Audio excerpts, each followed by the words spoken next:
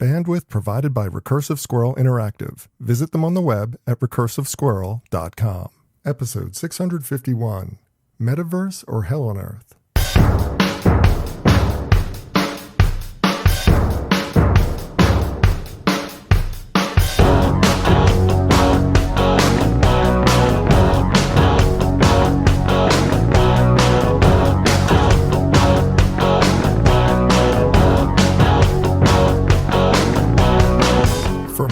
October 25th, 2021. It's time for this week's edition of the BeanCast, a weekly discussion about the news and issues facing marketers today. I'm your host, Bob Norton.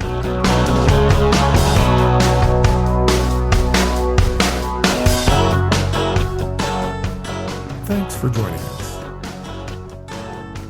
What do you do when your brand is being dragged through the mud?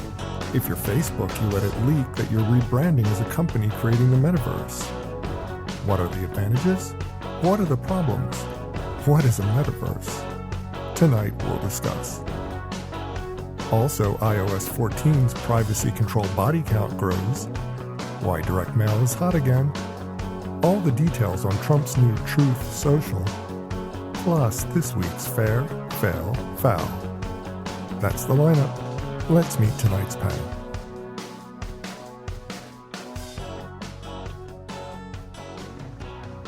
Thanks for joining us for this week's BeanCast. I'm Bob Norp, and with me on the panel for this evening, we start with the communications leader for composites at Owens Corning. Mr. Christopher Barger is here. Hi, Christopher. Hey, Bob. Great to be back. Thanks for the invitation. Always a pleasure. Now, next we have the founder and principal consultant at The Difference Engine, Ms. Farrah Bostic. Hi, Farrah. Hey, Bob. Good to be back. Glad to have you. Now, also joining us, we welcome Vice President of Social Media for Agency Network 9 Rooftops, Ms. Sloane Kelley. Hi, Sloane. Hey, Bob. Thanks for having me. Absolutely. And finally, he's the co-founder and lead analyst at TV Rev, author, speaker, change agent. Mr. Alan Wolk is here. Alan, hi. Hey, Bob. How's it going, man? Good to be back. Yeah, glad to have all of you here. We've got some meaty topics to cover, and I'm going to jump right into it. Now, first up in the roundup, in news that could easily be interpreted as two completely different things, it was reported that Facebook intends to rebrand its corporate identity to align more as a company seeking to build the Metaverse. Now, first, Farrah, for the audience's sake, explain what they even mean by this, building a Metaverse. Is it genuinely needed? Is it legitimate? Is this whole thing just a cover for trying to re-identify the company as something else as they approach all this litigation that's coming up? I mean, what are your thoughts on this? Yeah, so I think it does help to sort of start at the beginning with, there's sort of, I think of it as the easy shorthand explanation of the metaverse, and then there's other stuff that makes it more complicated and arguably more interesting. If you are familiar with things like Second Life, then you may be familiar with an early version of the metaverse. Basically, these are shared virtual environments, and they are meant to be kind of immersive. They're meant to be something that, people across the world can engage with together. Where it's gotten more interesting since 20 years ago in Second Life is this intersection with VR and AR technology that's made quite a bit of headway since then, and obviously increased processing power for graphics cards on consumer technology, increased internet speeds, so on. So it's kind of a typical story of technology development where you have kind of an early iteration of something that doesn't really hit because not enough people have access to the processing power, the internet speed, and accessible consumer devices. And so now we're kind of maybe reaching a tipping point where that might be true. I think what's become particularly interesting in this iteration of it, though, is there's this decentralization piece to it where you've got NFTs, blockchain, crypto, DAOs, all of these other kinds of things kind of bumping up against the metaverse. And that seems to be what a lot of people are excited about, particularly if you've heard people talking about things like Web 3.0. So that is really kind of the interesting part of this story, is decentralizing an immersive graphical virtual experience and creating the opportunity for people to have kind of ownership in that, whether that's creators or influencers or brands or consumers. And so, so that's what it is, or what it could be anyway. I think there's still sort of a sense that it's kind of mainly because of things like NFT and crypto, it's sort of tapping into these kind of niche cultures of the web, and maybe those things will break out and become mainstream. Facebook has already kind of launched a thing that looks like, I don't know, Toontown. Yeah, that thing with the floating heads and the bodies. It's almost like a me very instead. Weird, yeah. And it's somehow Facebook has managed to like achieve the apotheosis of what I really think of as a Microsoft aesthetic. And I don't know why I feel that way about it, but every time I look at it, I'm like, wow, that looks so like Microsoft. But they, these bobbleheads and meetings, I don't think that's really like the killer app here. The thing I often think about with this sort of space is the best analogy to reason by, if you're a Star Trek nerd, is the holodeck. And like, there's lots of great reasons to use the holodeck, for collaboration, for problem solving, for basically a high-tech escape room, for, role playing, for fun, for romance, for music, for workouts, all of that stuff, learning a new skill. But the thing about the holodeck is it's not in every episode of Star Trek Next Generation. They're not in there all the time. They're still doing stuff in other spaces as well. So I think there's still a lot of room for, regarding this as hype. What's Facebook got to do with all this? So I think you're right. I think there is a sense where this possible name change, in order to focus more on the metaverse for Facebook, is partly because I think they're placing a bet there, partly because they know that this creates some opportunity space for them with respect to bad press, regulation, government scrutiny, all of these lawsuits from attorneys general around the states, and also obviously regulators elsewhere in the world. I think one of the things it does is starts to say, okay, maybe this is a brand architecture play. We're going to have an overarching brand. Now, maybe what they do is make Mark the chairman of whatever, Metaverse Inc. And then if you've got problems with Facebook, we'll go talk to the president of Facebook, but it ain't me. It won't change anything about his ownership stake. It won't change anything about his involvement. It'll just be a nice little way to kick the can to somebody else to deal with. And I think the other thing that I can't help but just immediately start imagining is the inevitable Senate hearing where some septuagenarian senator tries to ask a question about the metaverse and flubs it entirely. And that gets Facebook another at bat with the argument that these people couldn't possibly regulate us because they don't understand the technology. So I think there's like some insulation they're trying to do. They're trying to make it harder to break them up. They're trying to make it harder to understand what it is they do. They're trying to make it harder to, get any real momentum behind regulating them, like just be always 5 steps ahead. That I think is certainly part of the strategy. But I think what's interesting to me in some respects about all of this is this question of, is it needed? And I think in this trajectory of the web where we had kind of, Chris Dixon wrote a great piece about this, of like Web 1.0 was this sort of distributed open source. Everybody had a blog, kind of early days of the web. Everybody's building stuff and using open standards. Then we have this great consolidation around search and social with Facebook and Google and others. And now Web 3.0 is supposed to kind of atomize that again and decentralize and kind of collectivize and distribute ownership back amongst creators, influencers, users, consumers, brands, companies, whomever. I think the interesting thing about that is that kind of old Dilbert cartoon where the consultant comes in and says, we're going to make you more efficient and, save you money and make you more nimble and faster by decentralizing everything. 1 year later, the same consultant is back. All right, now it's time to centralize everything for greater efficiency. And, the client who literally was the same client last time is like, oh, what a genius. Like the Web 4.0 will inevitably be the reconsolidation of this stuff, it seems to me. So the question is, what happens in the meantime? And I think because of my unfortunate background, having spent 3 years and a lot of money going to law school, I think I probably spend a lot more time worrying about evasion of regulation through these kinds of technologies than the average brand person. But I think that's also part of it as well. It's so much there, so much to unpack. But one of the first things I want to cover and want to deal with, and I want Christopher to weigh in on this. It's interesting that Facebook wants to be the hub of this metaverse. I mean, that's got to be the play. I mean, they've been on this track for a while. They've wanted to own pictures. They wanted to own status updates. They wanted to own advertising. They wanted to own the ability to do virtual reality and augmented reality. And now they're kind of reaching to this live video. Right, live video. And suddenly they're reaching forward and saying, we're a metaverse company. We're going to build a metaverse.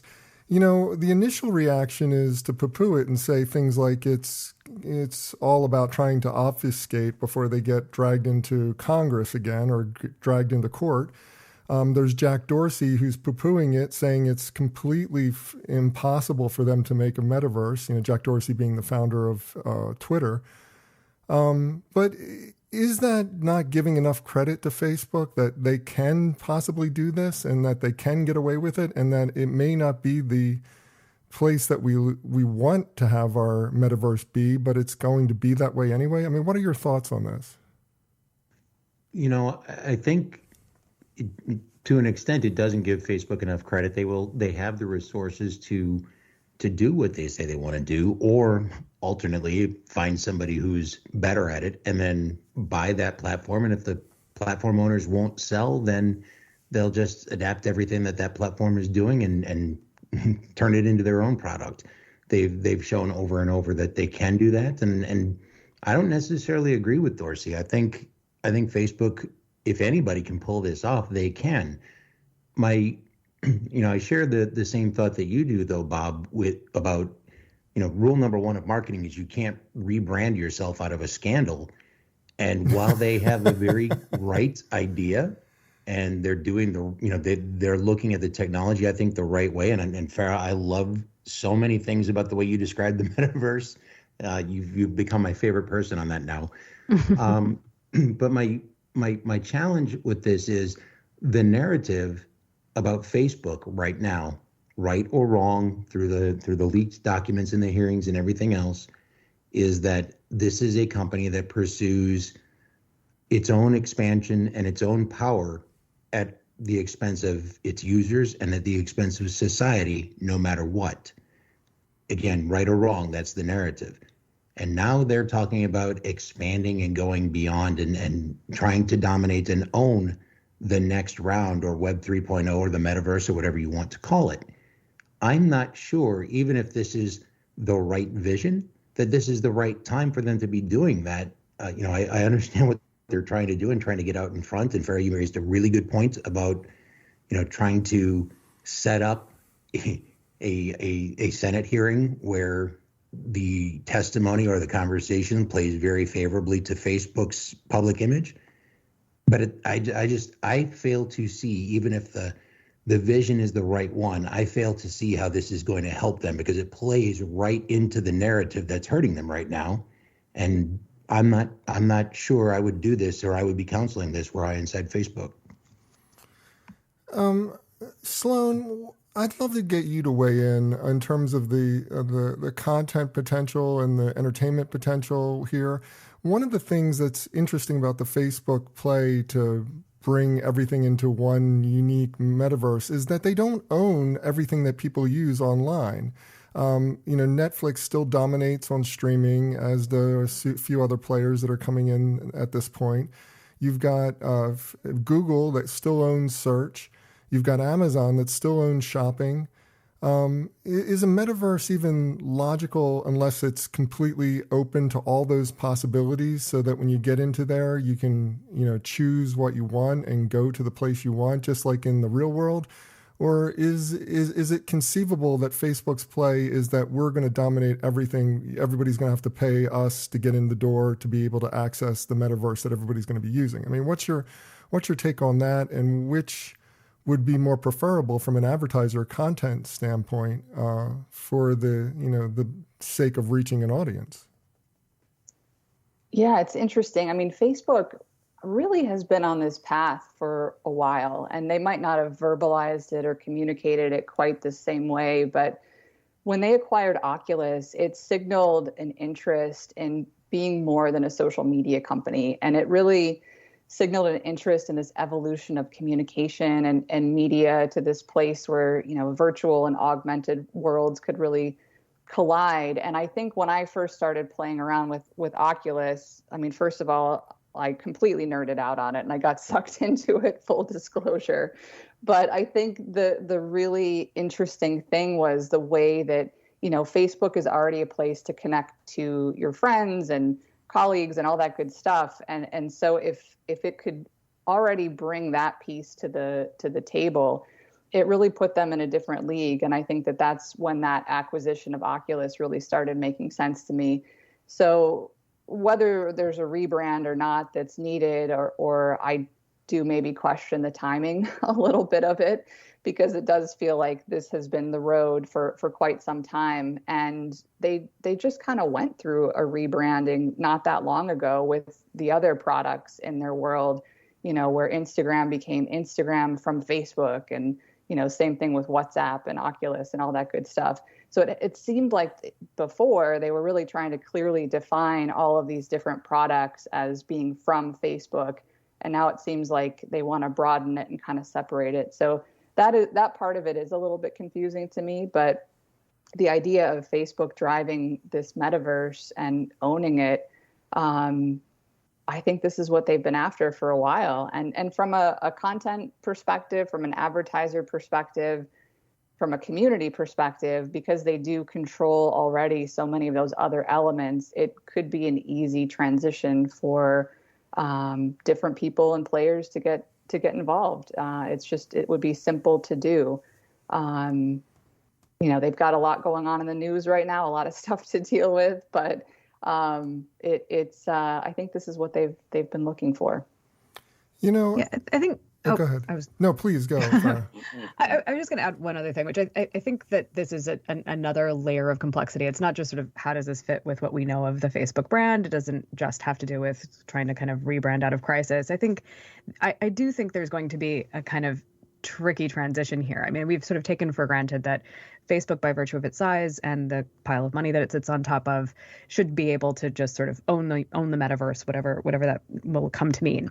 I think there are a couple of things that might actually get in the way of that. And one is, my hope is that at the very least, publishers, creators, brands don't fall for the pivot to video problem again, right? The pivot to the metaverse and how that will tank their engagement, cost them lots of money, instill a lot of fraud. I know we're going to kind of get to things related to privacy and ad exchanges and things like that later on, but like this is just another place for Facebook to be a bad actor potentially. And so if you're in the creator space, brand space, publisher space, I think I'd be skeptical about getting in bed with Facebook, especially if it were expected to be exclusive. And the problem there is, I don't see Facebook as being the creator of the metaverse. They want to be a platform for the metaverse and host the metaverse and contain the metaverse and monetize the metaverse. But I don't know that they're really, experience creators. That's going to have to come from other kind of properties and brands. And if I were them, I'd be deeply skeptical about getting in bed with Facebook. I think the other part of it is this decentralization piece, which is the kind of drive around metaverse and around NFTs and everything else. It really is around this sort of tokenized experience, this portable experience. And the idea that I would have to kind of create environments and avatars and everything else in a Facebook metaverse and not have that be able to travel into the other metaverses, the other immersive experiences that will be created by other players, just seems like a risky bet in the short term. I mean, maybe eventually, again, when we get to what I'll call Web 4.0, where we consolidate the metaverse, maybe Facebook will come out on top just because they're rich as hell, but unscrupulous. So that also helps. But that does seem to me to be a bet that's like, sounds good. Let's see how the next 5+ years go. Can I present an alternative point of view? Yes, please what do. We've just heard. Sure. I wasn't sure what the metaverse was or any of this Facebook stuff, so I alphabeted it. Oh, wait, no one actually uses that term. And no one's going to call Facebook anything other than Facebook, other than maybe a few financial people. They're not going to own the metaverse because they're uncool. I mean, nobody under the age of 25 is on Facebook, and that's who's going to use the metaverse. So you've lost them already. Oh, but what about Instagram? What about Instagram, though? I mean, Instagram is part of the portfolio, and that's got the younger population as well as the older population.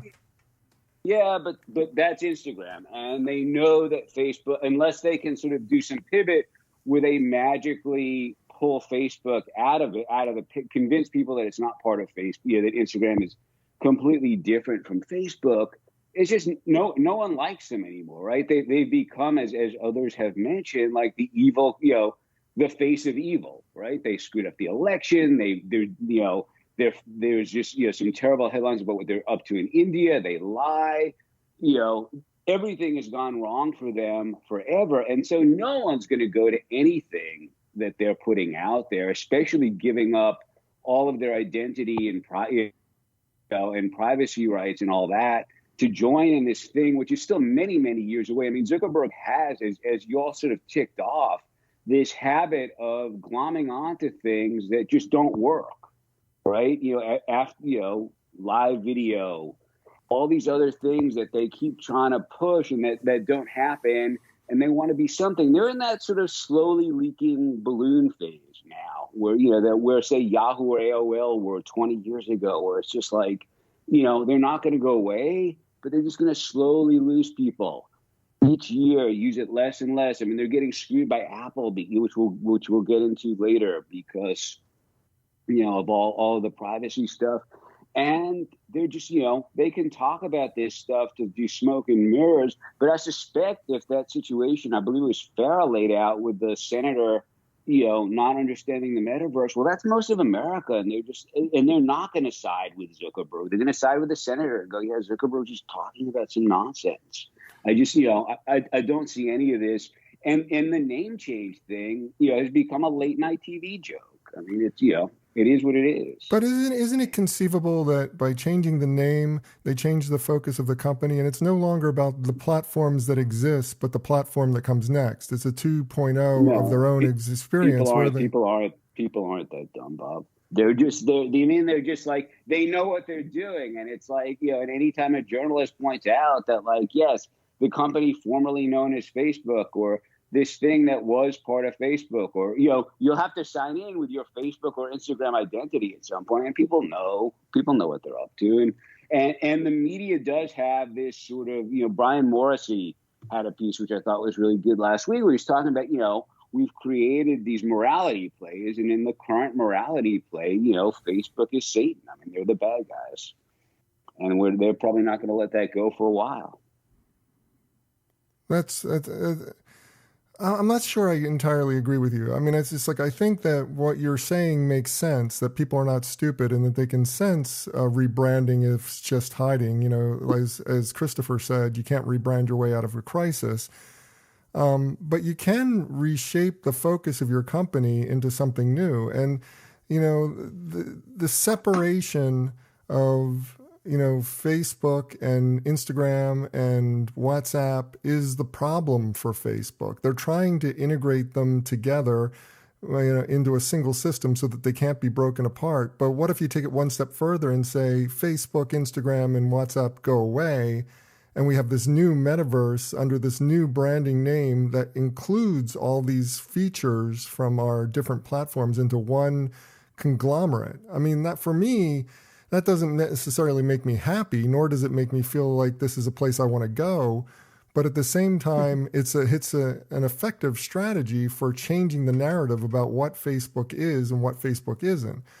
Except that there's no metaverse. Like, it doesn't exist. Like, it's not going to exist for at least 5 years in any sort of form that a large number of people are using it. So it's just become this shadow thing that they can talk about. I also think it's, remember that Facebook has one business model across all of these properties, with the exception of Oculus, I suppose, and that is advertising. So, if they can demonstrate a business model for the metaverse that is not advertising based, then maybe you could start to have an argument that this is a new focus. Otherwise, it's just a new platform to monetize with probably advertising. Mm-hmm. And I think that actually creates a kind of Ouroboros for them. They're back, they're back where they began, because the problem that they're coming up against now is it's not just, brand safety for kids, and kid safety on Instagram and, Finstas and all of that kind of stuff. It's not just privacy issues. It's not just disinformation and, government actors using, foreign governments using Facebook to spread disinformation about elections across the globe. It's not just that. It's also fraud in the ad markets and monopolistic behavior in the ad markets and like Sherman Act violations. So like all of those things, if you create a metaverse that is still ad revenue supported, you're right back where you started.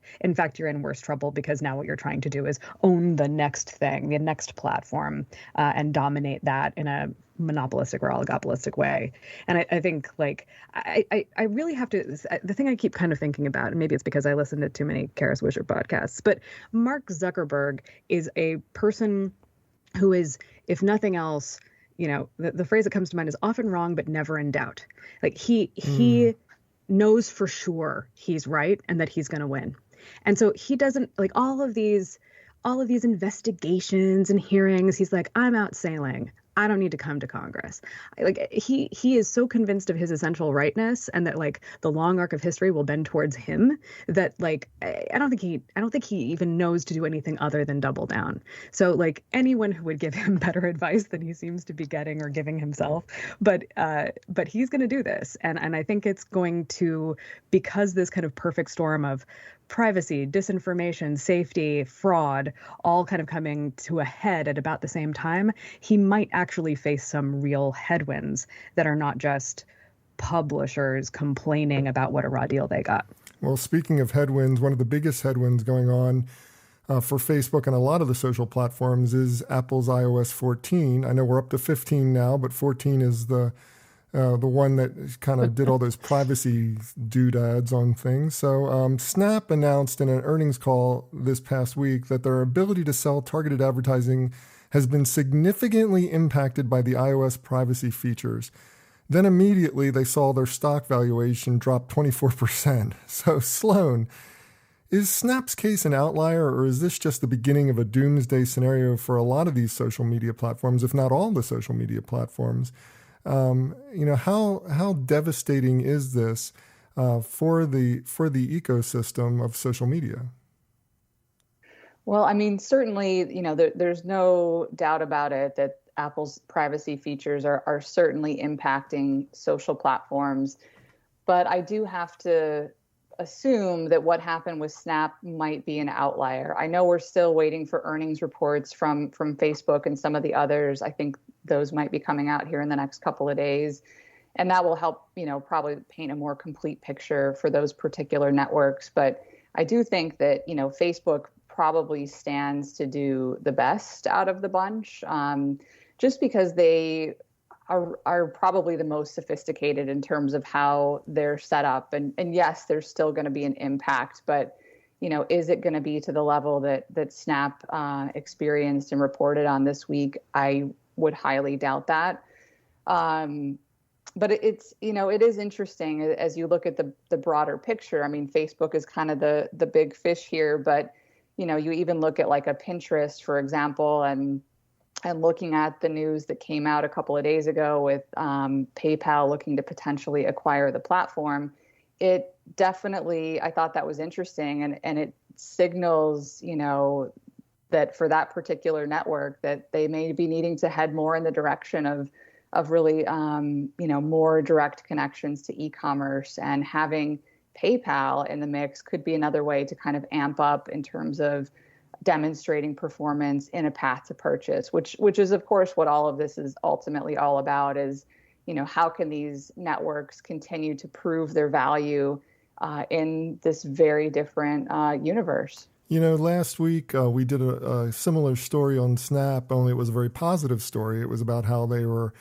kind of evolving into a home shopping network of sorts. And your kind of positioning of that and saying that PayPal owning them could bring them a little bit closer to that kind of e-com type of relationship, that type of situation with their consumers, is really fascinating to me.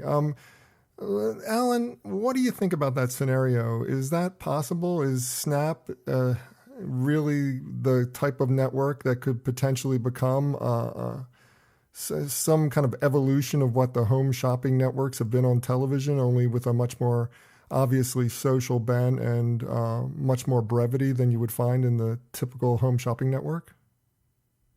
I mean, maybe, Snap certainly, despite Snap sort of staying out of the news, they haven't really lost their user base. They still have a large user base. The whole Apple thing is hurting. I mean, there's an article in the Journal yesterday or the day before about how a lot of e-commerce companies are really taking a hit from this too, because their Facebook ads aren't working anymore because Facebook can't track anybody.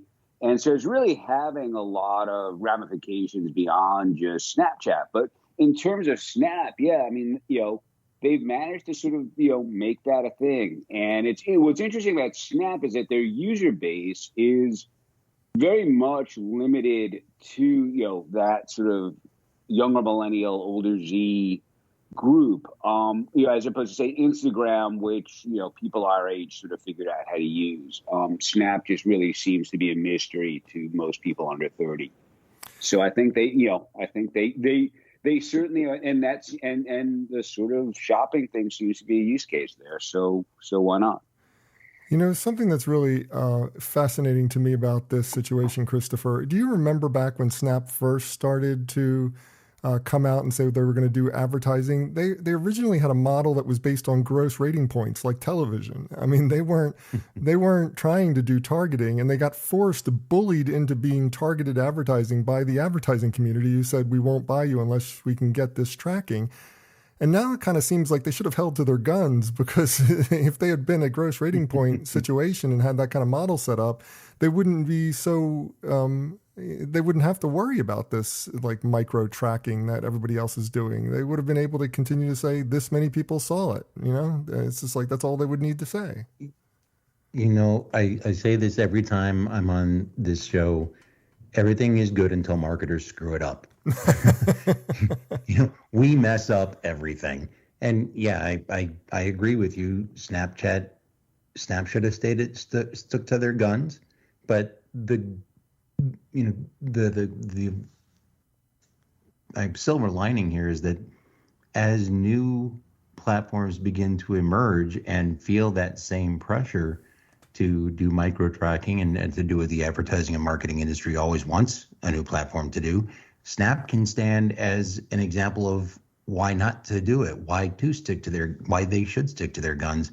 So you might see new platforms emerging over time that when they start to get this kind of pressure from advertisers, will say, no. Besides all the privacy regulations that are changing how this all works, we saw what happened with Snap. We saw what it did to Facebook's numbers and revenue, and we're not going to play that game. We're going to stay true to our audience. We're going to find, we'll help you find ways to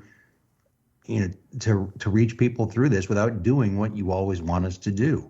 So short-term pain, but potentially a long-term gain as far as I can see it. Does anybody have any sense of what the workarounds or solutions are that are emerging from advertisers? Obviously, the platforms are all seriously impacted by this. We've been reporting on this for months now. But it always comes down to what are the workarounds, and everybody proposes things and then they fall flat. Is anything working now, Sloane? Do you see anything that on the horizon that says this is a good idea? This is something that's going to give us the ability to get around the blockage that iOS is causing within the tracking of people who are seeing the ads? Yeah, I mean, a lot of it does really come down to how different brands are ultimately looking to use their ads on Facebook. And, I've got a number of brands that I work with that just based on the objectives that we're typically setting out to do and how things have been set up in the past, I'll say the impact, quite honestly, has been minimal for some of those brands. Now the ones that have been more impacted, certainly, they may have an app, they might be, driving e-commerce, things like that. But, there's some brands that are obviously not set up that way and might not be feeling quite as much of this pain. But some of the things, for brands that are really trying to look for that, direct sort of path to purchase, go to my app, buy something, they might be looking to use re-engagement audiences, things like that, where, you're targeting users who have engaged with your content or your page before. This may not be the most popular solution or workaround, but, there is something to be said for, thinking about building out your own CRM program at this stage if you don't already have one, because it can certainly open up a lot of doors above and beyond just, leveraging this particular platform. And, I think from my days being on the brand side, especially when I was at the PGA Tour, we talked a lot about those types of things, where you really wanted to make sure that, yes, you want to be on platforms where your audience is and communicating to them in different ways, but there's also a ton of value in really being able to build out your own products and your own set of data. That might not be in the cards for every brand, but it's something certainly that should be in the consideration set. And then you don't have to worry if Facebook goes down again either. Yeah, you don't have to worry about it in that case. Hey, Farrah, one last question I got for you, because I want you to weigh in on that. Something that Sloane said about the fact that, let me put it like this. Snap announced in their earnings call that they were going to have this drop of that their effectiveness was being impacted by iOS privacy features. Is that really the problem? I mean, because what Sloane was describing is a scenario where not everybody's being affected by iOS as drastically as it comes off as. I mean, the platforms are being affected and they see a drop off in their ability to track things and give back that information to the advertisers, but the advertisers themselves are not experiencing the same level of distress. So is the answer for their drop in valuation the fact that they shouldn't have announced that in the first place and that they made the mistake of, owning up to this scenario that they thought was the problem but might not be the problem? Yeah, I mean, I think this is one of the things I think about a lot in this space is I think, first of all, you have kind of a tiered system. Big brands, what thing I think a lot about is 2020 Airbnb cut $540 million in digital ad spend and saw no difference in their conversion rate. And so like the line from Brian Chesky is something like, the pandemic showed we can take marketing down to zero and still have 95% of the same traffic as the year before. We're not going to forget that lesson. I think one of the things that, these privacy changes kind of also illuminate is real problems with actual effectiveness of, in particular, what's come to be known as performance marketing. And that, that kind of having lots and lots and lots of money to spend on it has been a thing that you can do or a thing that you cannot do if you're a big enough brand. I think the small business owners who are trying to kind of track sales and leverage Facebook's tools or Google's tools for, or Apple's tools for that matter, for essentially a CRM-like system or being able to track sales from advertising to conversion, like all of those things are genuinely pain points for particularly smaller players who are dealing in much smaller dollar amounts and really, hoping, buying into the idea that performance marketing works. I think, though, that what we're also seeing is this kind of this kind of sense that, like, is it working and for whom is it working? So to your point, Bob, I think there's sort of this question of working for whom. Having that data tracked is useful to Snap for selling to advertisers, which, as we discussed, they were bullied into having as their business model. But, I think this is another one of those places where I'm much more, I'll ring the regulation bell again. I think regulation is coming for targeted advertising. I think it is the engine for a lot of very bad things happening on the internet. And I think the more that regulators get underneath that, and this leaked complaint from like 25 attorneys generals against Google naming Facebook as a basically criminal co-conspirator in it around the ad exchanges and having this kind of collusive agreement to juke the auctions and all of that stuff is going to be a huge problem. And it's going to be a huge problem mainly for them, for Facebook, for Google, for the platforms. I think that it will be unsettling and disruptive to everybody who's been betting on performance marketing. But I wonder how much it's really going to make a dent. If Airbnb found they could take their advertising down to zero and see no change, no meaningful change. So I think we're kind of moving towards what could be a real bloodbath for these platforms based on what we're seeing here. Scott Galloway sort of made a prediction that like by 2025, digital ad fraud could be, the biggest digital criminal conspiracy in the world, second only to the international drug trade, like $150 billion in fraud. That's coming down the pike and becoming clearer and clearer and clearer to regulators. So in the meantime, if you're a smaller business or you're a brand who still wants to be doing targeted advertising of some kind, I think the question is, what is it? And my first answer is not performance marketing. Like turn to something else.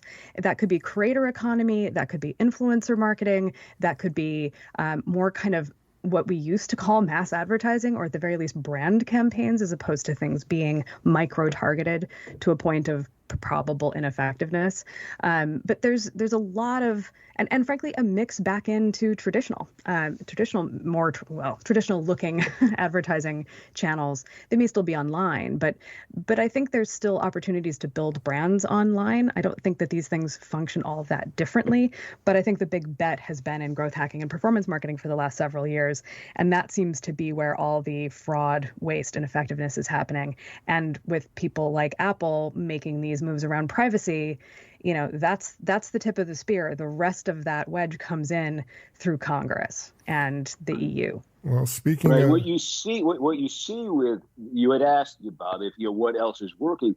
Contextual is the big thing that's sort of being pushed right now, right? That instead of trying to retarget people, which is often based on information that's very out of date. I mean, one of the whole things that they're finding with the whole death of cookies thing, and you see this in the TV industry too when they're getting into it, is that so much of the data is completely out of date and based on 5-year-old loyalty program charts and databases and whatnot. But they're looking and saying, okay, where do people who are in this market, what sort of content do they look at, and where are they most likely to be receptive to advertising? That's a very different model, but it's one that's sort of certainly that's up and coming on across all media.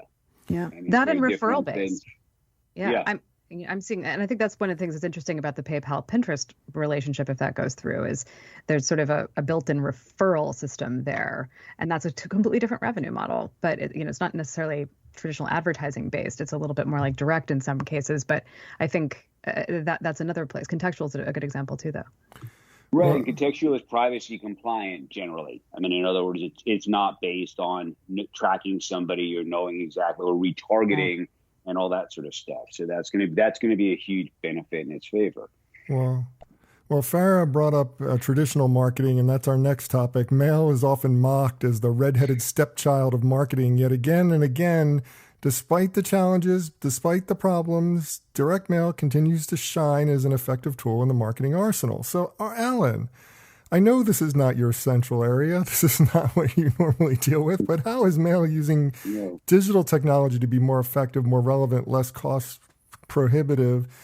And is it an effective channel to look toward, or is it just kind of this post-pandemic world that we're living in that people are turning to mail as just another opportunity to augment what they're doing in the digital space? What's your thoughts on mail?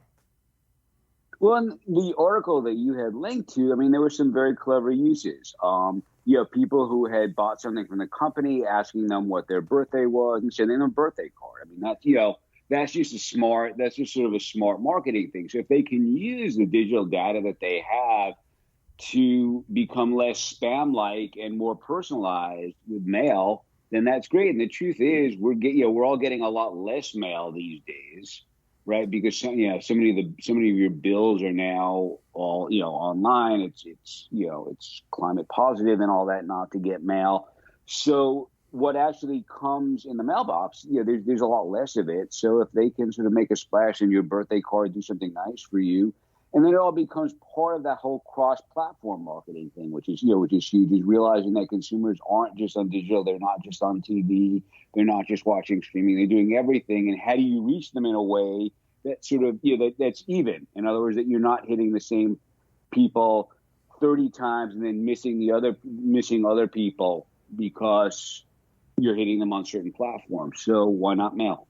That's interesting. The things like birthday cards have been around forever, but it's got a new ring to it in the digital age. And Sloane, so much of our communication with our customer base, so much of the people that we talk to on a regular basis, just in our work lives, is through digital communication at this point. Is there actually a case to be made that having a physical marketing communication or a physical item from another person actually enhances the person's lifestyle and makes them feel like they're more important, just because so much of our lives have been relegated to digital communication in this time of COVID that we've had over the past 2 years?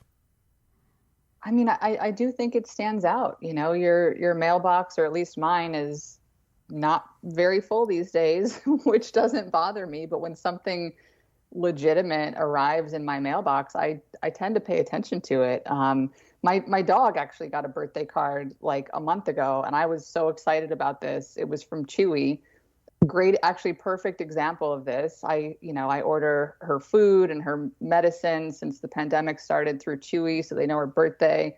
They sent her like this handwritten birthday card, and it seems like there was a code or a link to a curated list of products to buy for her birthday, which I, of course, immediately clicked over to, and I actually bought stuff. So I think there's a lot to be said for this idea of things being much more personalized, but also thinking about some of the other behaviors that, have really come about over the last, 18 months or so. You think about catalogs that arrive, like those for me used to go directly into the recycling bin. Now, like it's a little more interesting because I'm not out and about in the world and getting a chance to shop. So there's just, I do think there is, it's a space that shouldn't be discarded maybe as easily as it has been in the past, for that ability to stand out and to play into some of the behaviors that people are leveraging these days. One of the interesting things I find about mail and the kind of fusion of digital information that we've gathered over time, Christopher, is the fact that, with all this information we have the information, but the collection of the information becoming more and more in jeopardy as we start to have all this regulation, and tracking is becoming a bad word, and they don't want to be tracked. You don't want to be tracked online. Is there a case to be made that you can take it offline in a direct mail piece or a catalog or something, and put QR codes at the bottom, unique QR codes at the bottom of every single item in the catalog, and say, just scan and you can buy, and that becomes a tracking mechanism because we know it comes from this catalog, we know that it came from this page, we know that this person who it came from. I mean, we could make it really minute detail and get tracking back just by using this technology of the COVID season in a direct mail piece. Now I'm stuck for something to say, Bob, because my notes read almost exactly what you just said. The mail is. I'm glad I'm not living in a dream world. I'm glad someone else agrees with me. No, I think it's a great point that hybridizing the concept and using the capability that we have to collect information digitally and go to, like you said, micro targeting and going, okay, I know that this scan, this opt-in came from this particular catalog that was mailed to this particular person. That's how this is going to succeed, and how mail will continue to be very highly effective, even after post-pandemic or in the great after behaviors return to something of a more steady thing. Here's the thing, the reason that I think mail works, even if we think of in our personal lives, if you get a handwritten note from somebody as opposed to an email from someone, your first reaction is, it took them time. They actually sat down and to write me a note. They took the time. That this really matters. I don't know about anyone else, but when I get something handwritten from somebody, I instantly have a very warm, open feeling toward that person and feel like, gosh, thank you for taking the time to write to me. That if as advertisers, marketers, community, brand representatives, if we can duplicate that, utilizing the information collection available to us through digital tools, and then replicate that experience and make the content really relevant. And there was a statement in the article that you provided as research here, where somebody had said, hey, when you're paying 50 cents per message on mail compared to 50 cents for 1,000 messages via digital, you've got to make sure it's going to somebody who wants to receive it. And that line to me indicated the entire problem with the mindset. We should be making sure that everything is something that people want to receive. And that sort of hybridization of digital and analog outreach, I think is the right way to go, and the way that you can continue to make mail and overall marketing a lot more effective. One of the things that article that Alan referenced said that I had put in the notes, one of the things that article talked about was the fact that mail volumes don't need to be as big as they once were and as wasteful as they once were because of digital communication and because of the data that we have. We can go a lot more targeted with our communications and make it more effective. So it is an interesting space and one that's continuing to evolve. I want to jump to the last topic because we are way out of time. I want to give you a chance to talk about this. Now, this new social platform is out. It's created to give a voice to all while clearly proclaiming that there will be no woke content. Trump Media and Technology Group announced the imminent release of Truth Social, a social media app designed to facilitate the former president's need to be heard.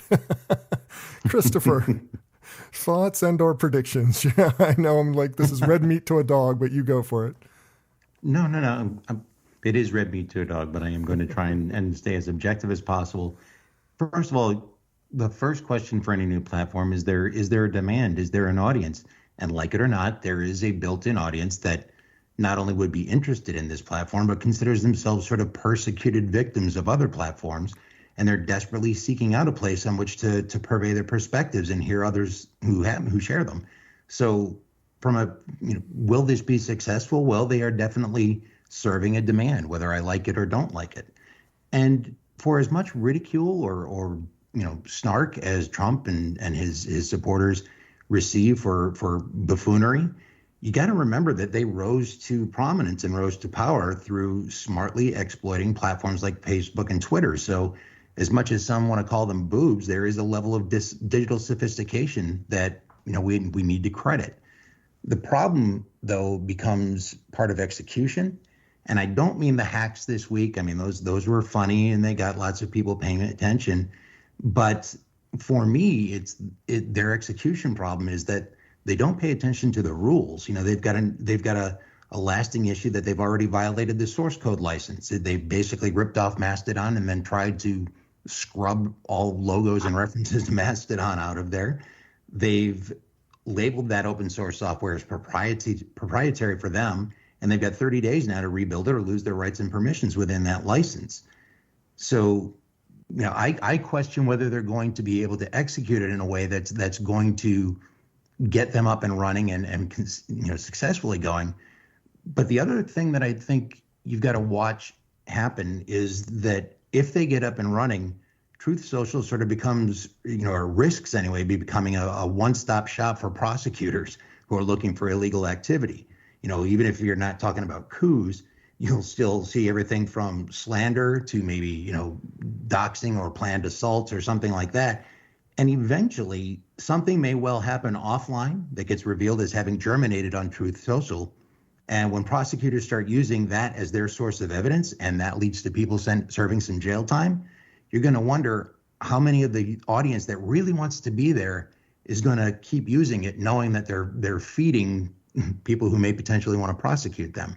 So my projection, I guess, is that, it's a 50-50 proposition on whether they're going to get up and running, just because I don't know that they're going to play the game the right way and do all the licensing and get everything going properly. But if they get it launched, I think it's going to spike initially, and maybe for the first few months it's going to be successful, and they will, Trump and others will thump their chests about how successful it's been. But then you'll start to see it gradually at first and then rather dramatically drop down and start to hockey stick in the wrong direction, because it's gonna lose momentum because of some of the things that happen there. But this is really important to recognize. Either way, even if it crashes before it launches or if it dies on the vine, Trump and the audience is going to blame others and not accept their own responsibility. If it crashes before it even gets going, they'll say, "Oh, well, it was Silicon Valley, it's the tech industry, we're still being persecuted."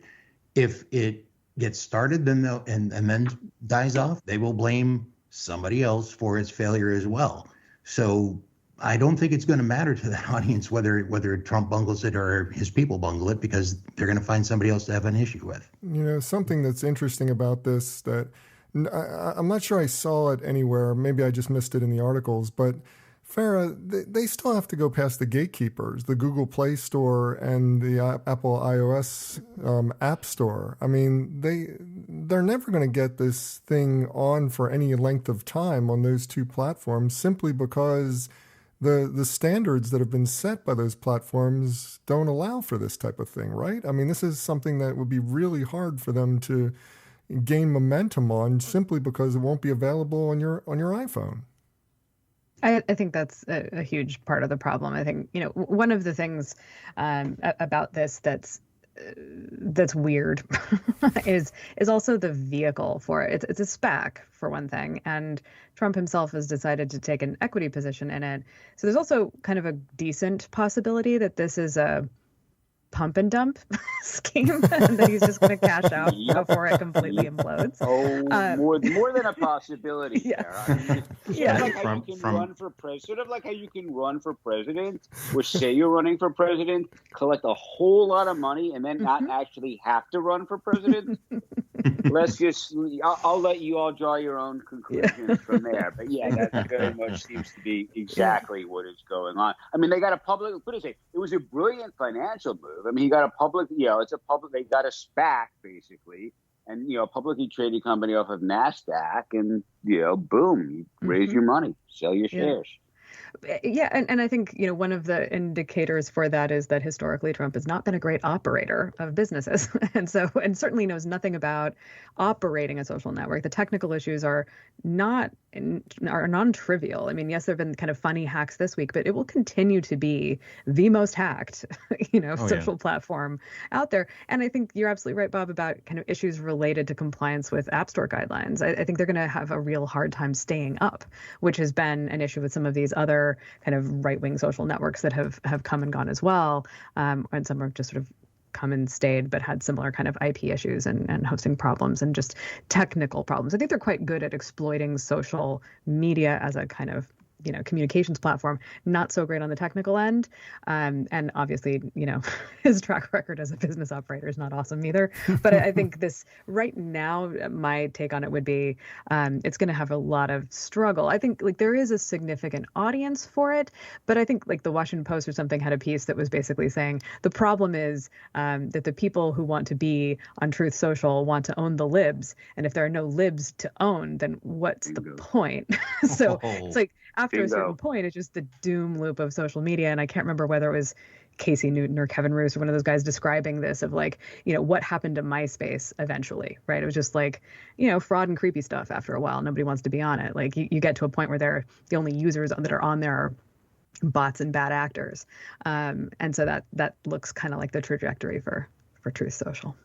Yeah, there's no benefit to him to launching it, right? Because things can only go to actually getting it up and running, to actually saying, okay, here we are, App Store, do this.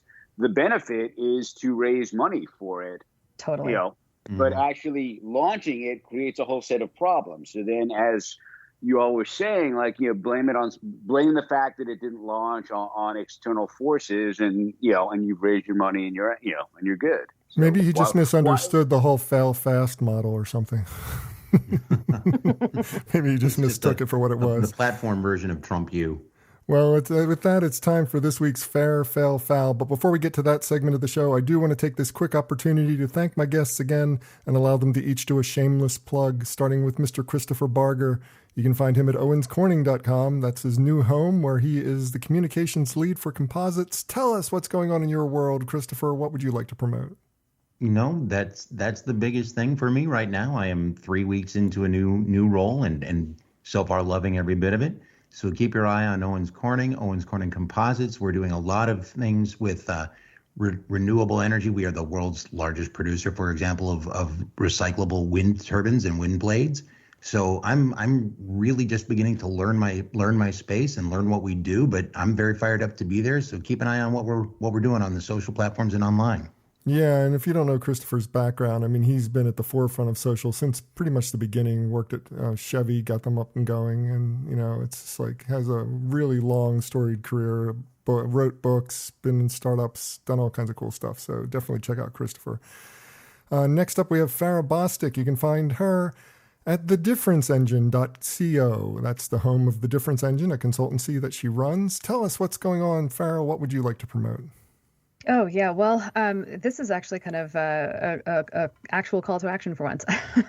We're really engaged in an investigation of how to make participating in qualitative market research more accessible for everybody, but in particular for the disability community. And one of my team has been really kind of leading the charge on that. So we're doing a couple of things. One is she's doing a lot of writing about what we're learning about what can be done to make it more inclusive and accessible, both from the just participating in focus groups or online interviews or digital diaries, but also in how we recruit. And then the other part of it is where she's going to be rolling out some kind of best practices for different formats of research. But we're very interested in building a recruiting platform that is specifically designed for better accessibility and inclusion across a lot of different factors, but in particular against kind of concerns related to disability and the disability community. So if people want to know more about that or have advice about that, we are in the kind of early stages of building that out. And you can get in touch either through the website or my Twitter, which is at Farrah Bostic, or you can follow us on LinkedIn or Medium and get in touch that way. And if you want to be at the forefront, the leading edge of anything in marketing, definitely connect with Farrah, one of the best out there. So definitely check it out. Next up, we have Sloane Kelley. You can find her at 9rooftops.com. That's where she is the vice president of social media, doing phenomenal work. You've heard her talk a little bit about her past with the PGA and USTA and all these different groups that she's been a part of. Tell us what's going on. What would you like to promote, Sloane? Yeah, there's a lot of growth and exciting stuff going on with 9rooftops. I think my shameless plug will be for my team. I've actually got a couple of roles that I'm hiring for right now, specifically looking for some folks that can do content creation for social, a more senior role and also some more junior roles on my team. Those are listed on the 9rooftops website, or feel free to give me a shout on the socials if you have any questions or you might have interest. And Sloane's a phenomenal boss, so you definitely want to work with her. Now, last but not least, we have Alan Wolk. You can find him at tvrev.com. This is a consultancy that he started, and he wrote a book, and he's done all kinds of interesting pieces and interesting sessions and speaks about reimagining television, doing some phenomenal work in this space. So tell us what's going on in your world, Alan. What would you like to promote? Well, thank you, Bob. Yeah, well, we relaunched TV Rev, or redesigned TV Rev, I should say. We completely redesigned it from scratch about a month ago, so that's looking pretty hot. We just released the first of a 3-part series on the emerging smart TV ecosystem. The premise of that is how the major TV OEMs in the US, namely Samsung, Vizio, and LG, are basically sort of assuming the role of the MVPDs. They all have their own content now, their own ad sales teams, their own measurement tracking, and they're really sort of becoming a major player in the industry, sort of following in the path of Roku. And the final thing is we're sort of doing the full-on version for 2022 of our Thought Leader Circle, which is something where brands can come in, different brands and players in the industry come in, they get some publishing access on TV Rev because we're trying to expand the voices. And then we have these town hall meetings every month that are sort of designed for networking and discussing the big issues of the day. been very successful so far. We're going to open it up to new people, so keep an eye out for that and the articles on that. So that's my long-winded plug. Yeah, but it gives us an idea about why everyone in the television industry seems to want to work with you. So there you go. Some interesting insights. As for me, for more information about me or the show, visit thebeancast.com. There you can find a complete show archive. You can find out how to consult with me. And of course, you can find out how to advertise on this program. So check it all out at thebeancast.com. And now it's time for this week's Fair, Fail, Foul, a rundown of the best and worst of advertising, marketing, and public relations from the last week. First up, for those of you who don't know this classic A&W 1/3 pounder meme, apparently some time ago, a number of years, 20, 30 years ago, they came early out, 80s. Yeah, they came out with a 1/3 pounder, because 1/3 is more than 1/4 pounder, which is what McDonald's has, the 1/4 pounder. Unfortunately, in all the focus groups and everybody else that they checked with after this was launched, people said, well, 1/3 is smaller. Why would I pay the same amount of money for a smaller burger? And I'm going, it's such a classic meme that shows up on the internet over and over again. Finally, A&W has embraced their 1/3 pounder meme, and they launched a 3/9 pounder burger as a result of this. Christopher, you seem to have the most energy around this topic. What do you think about this effort? It looks good to me. I love it. This gets my vote for campaign of the year, if not the decade. They recognize that the meme isn't going away. They have decided to embrace it. They've got a little self-deprecation in there, as well as taking a shot at the audience. So it's all fun. It's all, amusing. It's kind of sadly true. And I'm all in favor of it. I loved it when I saw it. Yeah, this was a really interesting campaign. Well, on the fail side, I'm going to go with New Belgium. This is an interesting play, Sloane. I mean, this whole thing about they have this new beer called Torched Earth, and it tastes like climate change. So they basically made a foul-tasting beer to talk about climate change, but in the end, the general reaction from the press, at least, is that why would you make a bad-tasting beer and sell it under your brand name? It sounds like a really bad idea. So it sounds like it's trying too hard. What do you think? I actually thought this was kind of interesting. I hadn't heard about this. I'm not a beer person, but my little sister is like all things craft beer. So I did shoot this by her, and she actually thought it was pretty cool too.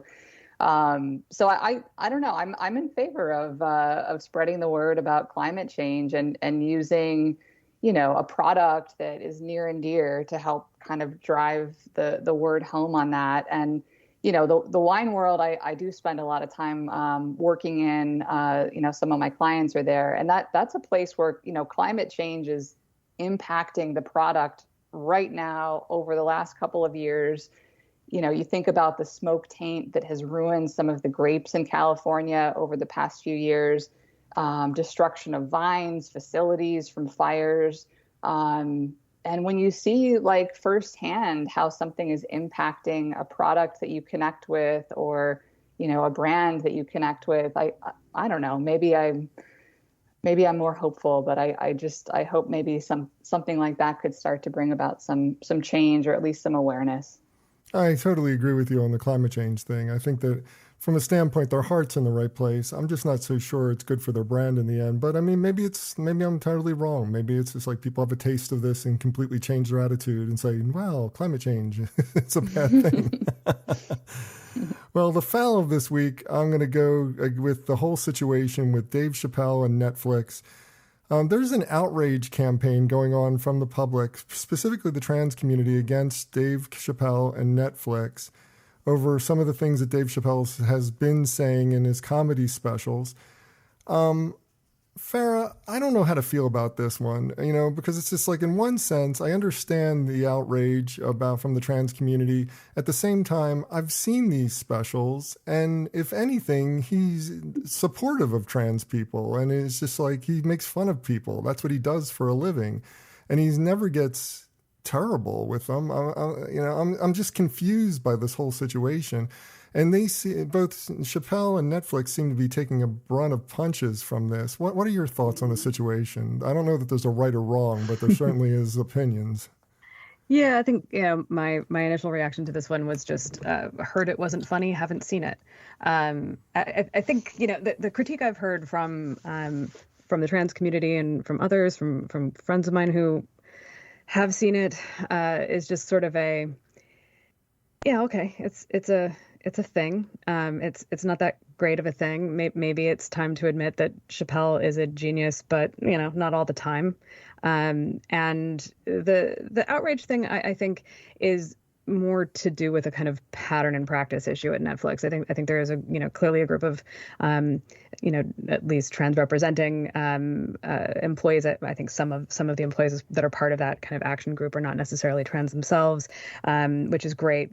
For solidarity, they are concerned about a variety of content on the platform that is anti-trans or could be received as anti-trans, and I think it's worth having the conversation about it.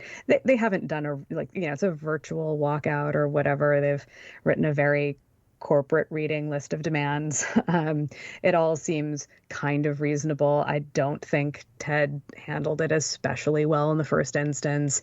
And I think it's one of those things where with Netflix, it's like it all washes out in the algorithm. Like if it does well and a lot of people watch it, then that's good for Netflix. If you don't want to watch it, you don't have to. Keep with Squid Game, it'll be fine.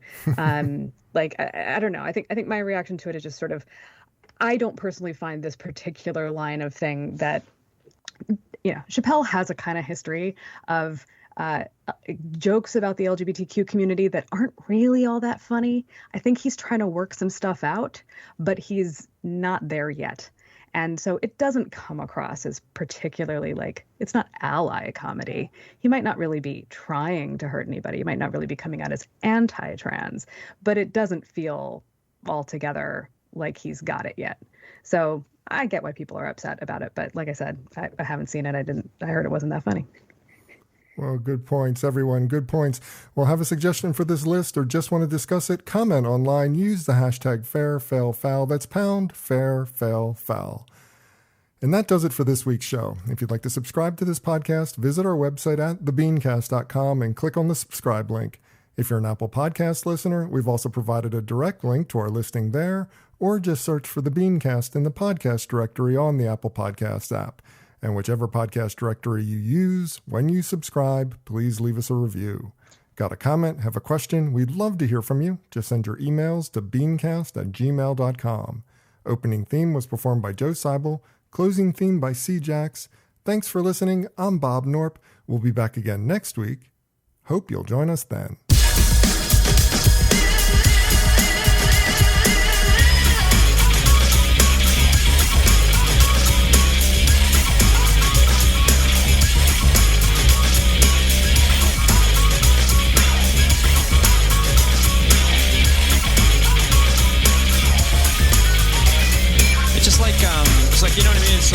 If it's, you know what I mean? I don't know, man. Just okay, it's you know what I mean? It's totally like that. It's I don't know, if it's, you know what I mean? Yeah, it's just kind of, it just seems like it's just almost exactly.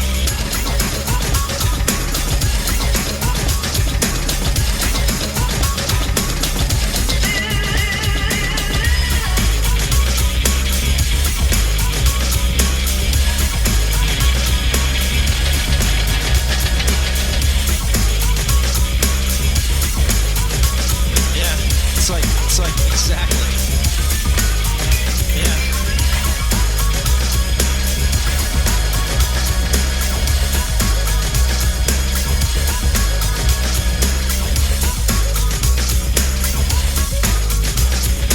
You know what I mean? Exactly.